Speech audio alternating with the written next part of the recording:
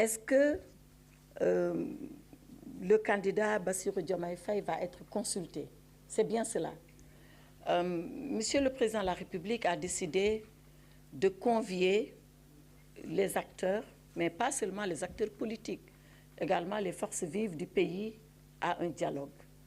Et ce dialogue, je ne sais pas qui répondra, c'est une décision volontaire pour pouvoir répondre à ce dialogue-là.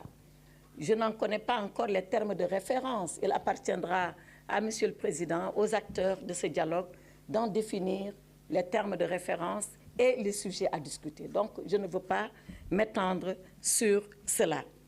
Mais est-ce que Bassirou Diomaye Faye ira au dialogue? Il y a deux conditions à cela. Qu'il soit libre et qu'il accepte. Voilà les conditions. S'il est libre et qu'il accepte, il sera au dialogue. Quand est-ce qu'il sera libre? J'y ai répondu tout à l'heure. Si on estime que les conditions de son dossier, parce qu'encore une fois, et je reviendrai là-dessus et je voudrais insister, ce n'est pas parce qu'on est en prison que tout de suite on doit dire oui, oui, oui, je vais être libéré. Je l'ai dit, les procureurs apprécient au cas par cas. Donc, c'est ça que je peux répondre sur cette question-là. S'il est libre et s'il veut aller au dialogue.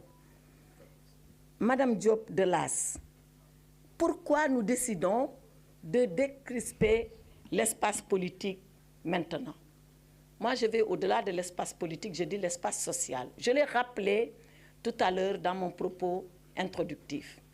Et je dois souligner, pour répondre à cette question, et avant même d'y répondre, que ceux-là qui ont été libérés, que ce ne sont pas les manifestants de 2023. Il y en a aussi de 2021. Donc la décrispation, elle concerne tout le temps que l'espace a été crispé. Et justement, parce qu'il a été crispé pendant longtemps, depuis 2021, encore 2023 et un peu 2024, qu'on s'est dit c'est peut-être le temps de nous arrêter. Et nous arrêter parce qu'on va à une échéance majeure. Choisir un président de la République dans un pays, ce n'est pas n'importe quel moment. Donc ce qu'on peut se permettre de faire pendant les autres temps, on ne peut pas jouer à cela pendant le temps du choix de la personne qui incarne la clé de voûte des institutions, qu'est le président de la République. Donc tout ça, il faut le dire, il faut l'assumer et il faut avoir le courage de dire que c'est comme cela. Donc, c'est ce qui s'est passé en 2021, en 2023, qui nous amène en 2024 à poser cet acte-là parce que nous sommes dans un temps politique exceptionnel qui est le temps du choix du président de la République. Est-ce que Bassirou Diomaye Faye aura une liberté provisoire? J'y ai suffisamment répondu. Je vous ai dit que les libertés provisoires, et d'ailleurs je signale que lui, son avocat avait déposé, et je pense que c'est la question que vous avez posée, les procureurs ont apprécié, s'ils sont opposés, son avocat a fait appel, comme le droit lui permet de faire appel, les juges à la chambre d'accusation, ils apprécieront. Mais les libertés, ce ne sont pas des libertés arbitraires, ce sont des libertés fondées et articulées sur des éléments objectifs qui figurent au dossier, que les procureurs apprécient et que les juges, finalement, sanctionnent en décidant oui ou non s'ils libèrent ou s'ils ne libèrent pas. Pour Mme Absakan, même chose, quand est-ce que M. Ousmane Sonko sera libéré? Il y a deux façons d'être libéré. Et tout ça revient en une seule manière. La première façon, c'est quand votre avocat dépose une demande de mise en liberté provisoire et le juge apprécie. La deuxième manière, c'est quand le procureur lui-même, qui avait demandé que vous soyez sous mandat de dépôt, estime que vous n'êtes plus dans les conditions du mandat de dépôt et qu'il adresse dans ce sens-là, sans être saisi par qui que ce soit, il estime objectivement que maintenant c'est le temps de le faire parce que les conditions sont réunies, il saisit le juge et il demande au juge de le faire et tout ça, c'est les juges qui apprécient et qui le font de façon souveraine. Monsieur Moussa Ngom de la Maison des reporters, où en sont les enquêtes? Oui, bonne question. Les enquêtes sont en cours et elles sont en train de se dérouler, y compris encore les 3 derniers décès qu'on a eus en 2024. À Saint-Louis, il y a une enquête.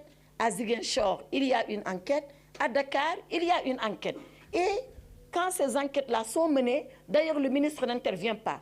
Dès l'instant où le procureur est au courant, automatiquement c'est lui qui ouvre une enquête.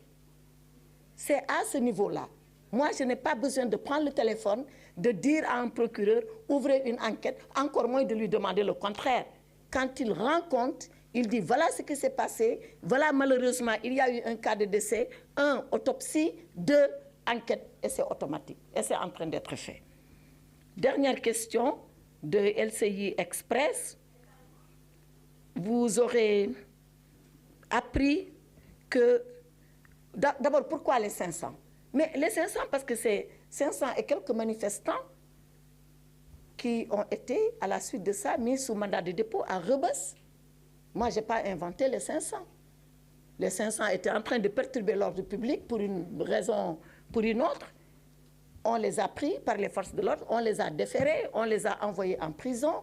Et c'est sur eux, sur ce lot-là, que 300 et quelques ont bénéficié d'une liberté provisoire et il reste 200 et quelques. Moi, je ne dis pas que tout le monde va sortir, mais en tout cas, on est sur le temps de la stabilité, de la pacification de l'espace politique et social et nous sommes en train d'étudier si rien ne s'oppose à ce qu'ils soient libérés, ils seront libérés. Est-ce qu'il s'agit d'une relaxe? Je le dis et je le répète, c'est non. La relaxe, seul le tribunal peut la prononcer. Il faut qu'ils aillent en jugement pour être relaxés. Pour le moment, ils bénéficient de ce qu'on appelle une liberté provisoire, avec des conditions, en espérant, comme je l'ai dit tout à l'heure, que toutes les leçons auront été tirées, apprises et tirées, et qu'on n'aura pas encore à revenir sur des décisions qu'on avait prises pour apaiser le climat politico-social au Sénégal.